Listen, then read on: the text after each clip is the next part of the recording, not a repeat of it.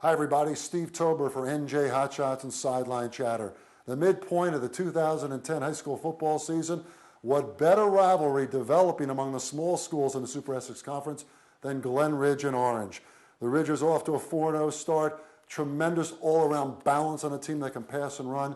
The Orange Tornadoes also 4-0, a team that reached the North 2 Group 2 final last December at Giant Stadium before falling to Summit, albeit in a great effort. The two teams going at it at Bell Stadium under the lights. Let's see what happened.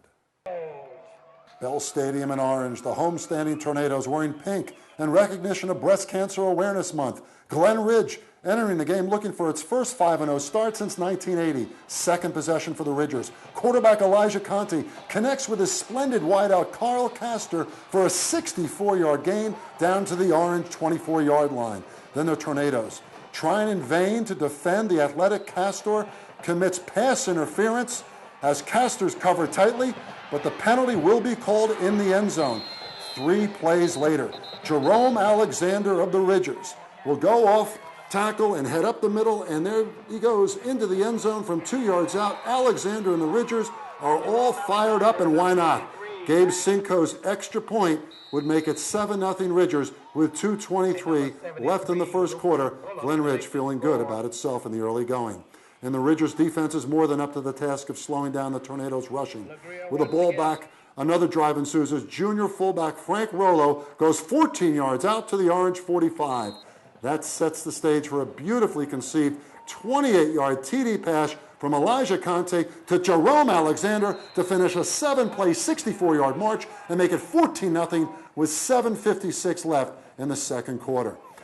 When it comes to the Orange team, the trademark connection is quarterback Contras Hunter to wideout Malcolm Bagley. This pass play goes for 46 yards down to the Glen Ridge 12. From there, Jaquan Hall finishes things off for the Tornadoes, crossing the goal line from 1 yard out. And then it would be Gene Marquiso who would add the extra point, which would be good as Orange has cut the Glen Ridge lead in half. It's now 14-7 with 4:56 still showing before intermission. On the ensuing kickoff, the short kick will be fumbled by Glen Ridge and recovered at the Ridgers 36 by the Tornadoes. Momentum shifting to Orange. But that's nothing compared to the next play. As Orange quarterback Contras Hunter rolls right, the ball will squirt out of his hands and is plucked out of the air by Glen Ridge's Carl Castor, who goes 64 yards with the fumble return. What a change of momentum. And why not? Would Carl Castor not be happy? Yep, I'll shake your hand. Sinku's extra point placement is good, and the Ridgers have now built a 21-7 advantage with 4:37 left in the half.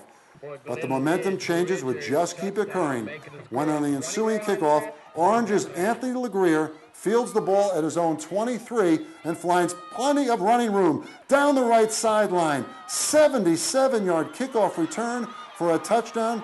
LeGrier on his way. 6 more points for the Tornadoes, and the Orange faithful would certainly love this one. Their team is right back in the game with a high snap, though, on the extra point attempt. The pass attempt would go for naught. Little shovel attempt here. It's 21-13. Glen Ridge maintaining an 8-point advantage. Orange would get the ball back after a quick 3-and-out, and LeGrier continues on the attack, 31 yards down to the Glen Ridge 10-yard line, as LeGrier doing it on specials and also running the football. However, 2 plays later, the Tornadoes fumble, and the Ridgers' fine defensive lineman Adam Weckenman recovers. The Ridgers have the ball back. We move to a third quarter action as the halftime sees Glen Ridge in front. A 14-play, 77-yard, eats up nearly 8 minutes, capped by a 13-yard run by Mike Rollo for the touchdown. With 29 seconds left in the third, it's now 28-13 Ridgers as Sinku boots his 4th straight extra point, and Glen Ridge has a 2-touchdown lead. Orange goes right back at it, doing what it does best. 6'6" Ryan Lingham hauling down a pass over the middle for 24 yards from Hunter. Then it's the familiar Hunter to Bagley combination. 40-yard completion down to the Ridgers 13. Why not stick to a successful formula? Hunter hits Bagley over the middle on a 9-yard touchdown pass. The extra point pass, however, would fail. 28-19 with 8:03 left in the fourth. Here's one of the great runs of the night. Frank Rollo's replacement, Mike Spinoletta, 35 yards down to the Orange 25. Here come the Ridgers again. Then the best pass play of the night from the 26. Conte somehow gets the ball off. Matt McMahon hauls it in at the 2-yard line, and there the Ridgers would have a 1st and goal. Mike Rollo, Frank's big brother, finishes off a bone-crushing 10-play, 77-yard drive with a 2-yard TD run, his 2nd of the night. The always reliable Gabe Cinco makes it 35-19 with 2:23 left. Anthony LeGrier would return the ensuing kickoff 86 yards for another touchdown, and a successful onside kick would now give Orange the ball back. Hunter and company would try to get something going again in the late going, but again, they're still down by 10. Under pressure, though, LeGrier downfield would have his pass intercepted by Jerome Alexander.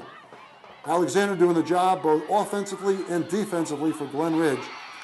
And what a win it was for the Ridgers. We had a chance to talk with Ridgers star Carl Castor. Steve Tober with Carl Castor, a 35-25 Glen Ridge victory over Orange. And Carl, tell us about that play in the first half. Hunter on the right sideline, and you come up and strip the ball from him. Straight up, probably the luckiest play I've ever seen. I didn't even get the strip. The kid just fumbled the ball. He fumbled the ball, really? Right into my hands. So wow. Saw the play, and I was like, lucky hands. Just luck, pretty much. That's it. A long return, a big change of events there. You also had a nice long grab of a ball on a touchdown drive earlier. So the big plays for you guys, this is the big play team, Orange, but you guys came up with big plays today. Yeah, they were making a lot of big plays, returns and everything. We stuck into it, and we just played our game. That's it. What a great victory for Glen Ridge. But look for both of these teams to make an impact the rest of the way. Glen Ridge and North 2 Group 1, Orange and North 2 Group 2. And our best player of the game, Jerome Alexander of the Glen Ridge Ridgers. 2 touchdowns, one on a 28-yard TD reception, the other on a 2-yard run. He also had an interception, rushed 15 times for 62 yards. Jerome Alexander, our top performer of the game. Glen Ridge this weekend has an important task, a key task against the Caldwell Chiefs who come to Harrell Field on Saturday, while Orange will visit Cedar Grove. Always stay tuned and come aboard and view all the great action here at NJ Hot Shots and Sideline Chatter. I'm Steve Tober.